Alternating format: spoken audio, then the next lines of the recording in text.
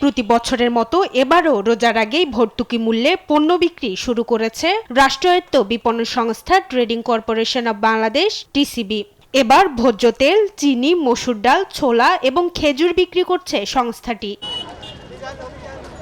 মঙ্গলবার রাজধানীর কারওয়ান বাজারে টিসিবি ট্রাক সেল উদ্বোধন করেন বাণিজ্য উপদেষ্টা শেখ বশিরউদ্দিন। বলেন, স্বচ্ছতা ও জবাবদিহিতা নিশ্চিত করায় এক বছরে টিসিবি প্রায় ১,০০০ কোটি টাকা সাশ্রয় করেছে। ভবিষ্যতে টিসিবির পণ্য তালিকায় সাবান, চা সহ বেশ কিছু পণ্য যুক্ত করার পরিকল্পনা জানান তিনি। এবছর আশা করা যায় হাজারখানেক কোটি টাকার উপরে তারা ভর্তুকি সাশ্রয় করবেন তাদের সংগ্রহ নীতিমালার উদারীকরণের ফলে এবং তাদের বিপণন ব্যবস্থার স্বচ্ছতার কারণে। এই ধারা চলমান থাকলে আগামী 4 থেকে 5 বছরে টিসিবিতে বছরে 4 থেকে 5,000 কোটি টাকার ভর্তুকি দিত, এই টাকার আর প্রয়োজন হবে না।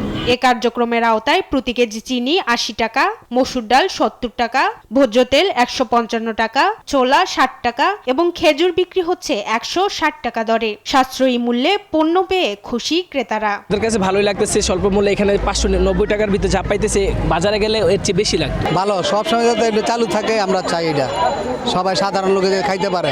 টিসিবির ভ্রাম্যমাণ ট্রাক থেকে একজন সর্বোচ্চ ২ লিটার তেল, ১ কেজি চিনি, ২ কেজি ডাল, ১ কেজি ছোলা এবং ২ কেজি খেজুর কিনতে পারবেন। ছুটির দিন বাদে বেচাকেনা চলবে ১২ই মার্চ পর্যন্ত।